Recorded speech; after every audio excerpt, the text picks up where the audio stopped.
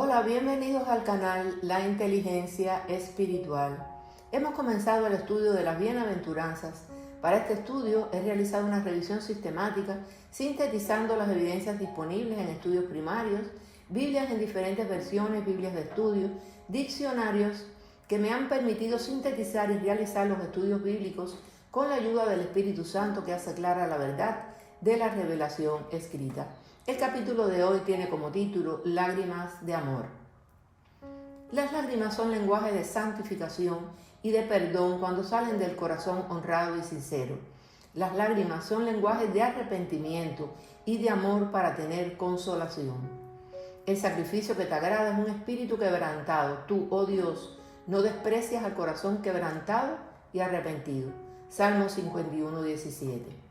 Alabado sea el Dios y Padre de nuestro Señor Jesucristo, Padre misericordioso y Dios de toda consolación, quien nos consuela en todas nuestras tribulaciones, para que con el mismo consuelo que de Dios hemos recibido, también nosotros podamos consolar a todos los que sufren. Segunda de Corintios 1, del 3 al 4. Hoy estaremos estudiando la segunda bienaventuranza. Bienaventurados los que lloran, porque ellos recibirán consolación. Mateo 5, 4.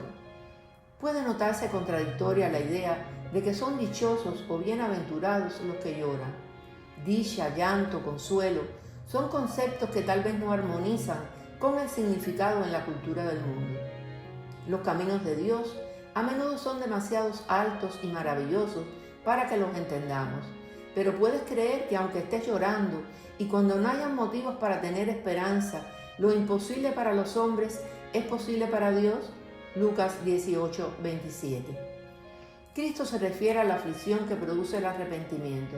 Jesús está hablando del llanto, tristeza según Dios, del lamento que solo pueden experimentar aquellos que desean pertenecerle sinceramente o que ya le pertenecen.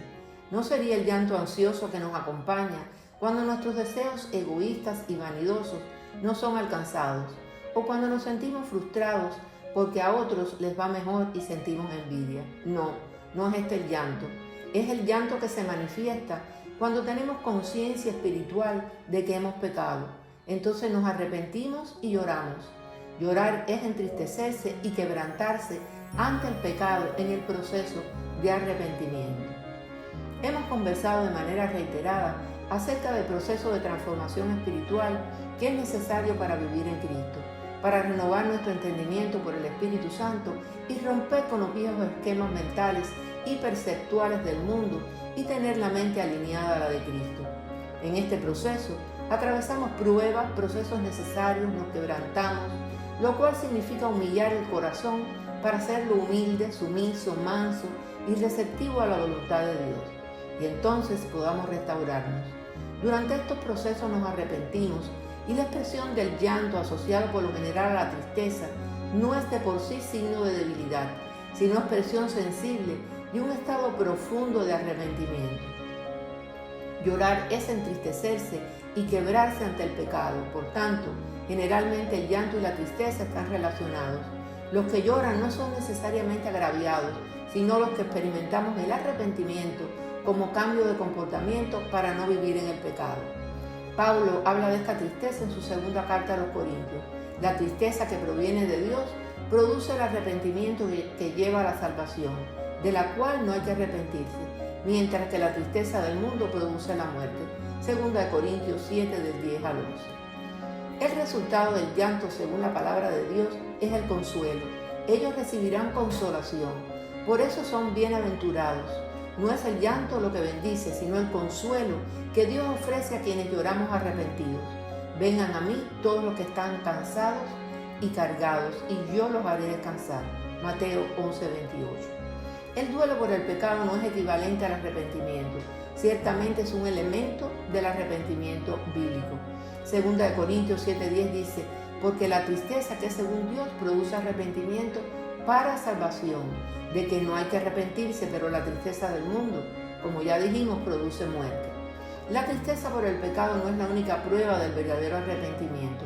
La tristeza por pecados cometidos es necesaria, pero no quiere decir que un verdadero arrepentimiento ha tomado lugar en la persona. Segunda de Corintios 7:9 dice: pero ahora me regocijo, no de que fuiste entristecido, sino de que fuiste entristecido para arrepentimiento, porque fuiste entristecido conforme a la voluntad de Dios, para que no sufras pérdida alguna de parte nuestra.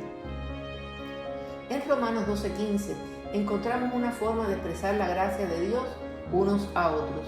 Nos gozamos con los que se gozan y lloramos con los que lloran. Pablo incluye una instrucción para que seamos unánimes unos con otros. Romanos 12:16. Quizá uno de los ejemplos más hermosos de llorar con los que lloran se encuentra en el versículo más corto de la Biblia. Jesús lloró, Juan 11:35. Cuando Lázaro murió, Jesús viajó a Betania con la intención de resucitarlo.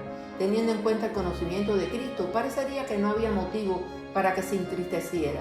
Pero cuando estuvo cerca de los que estaban afligidos, Jesús se estremeció en espíritu y se conmovió, Juan 11:33, y lloró. Al ver llorar a María y a los judíos que la habían acompañado, Jesús se turbó y se conmovió profundamente. Si bien sus lágrimas muestran claramente su humanidad, las razones por las que lloró revelan su perspectiva divina y su increíble compasión. Su tristeza por el pecado, el poder destructivo de la muerte, la incredulidad que encontró y las consecuencias futuras de rechazar la gracia de Dios. Todo esto apunta a una profundidad de comprensión y preocupación que va más allá de los sentimientos humanos ordinarios. Su naturaleza divina no anuló sus experiencias humanas y su verdadera humanidad no disminuyó su plena divinidad. Para nosotros los creyentes, esto significa que Dios entiende nuestras debilidades y nuestro sufrimiento, no solo en teoría, sino a través de la experiencia real y vivida de Jesucristo. En Jesús, Dios no se mantuvo distante del sufrimiento humano, entró en él por completo. Su llanto nos muestra que nuestro dolor es visto, nuestras penas son comprendidas y nuestras debilidades son recibidas con compasión divina. Para nosotros, los cristianos de hoy, las lágrimas de Jesús ofrecen mucho más que un simple hecho histórico interesante. Son una fuente duradera de consuelo poderoso, un ejemplo de cómo vivir con compasión hacia los demás y un fundamento para nuestra esperanza. Porque no tenemos un sumo sacerdote que no pueda compadecerse de nuestras debilidades, sino uno que fue tentado en todo según nuestra semejanza, pero sin pecado. Hebreos 4:15. Gloria a Dios.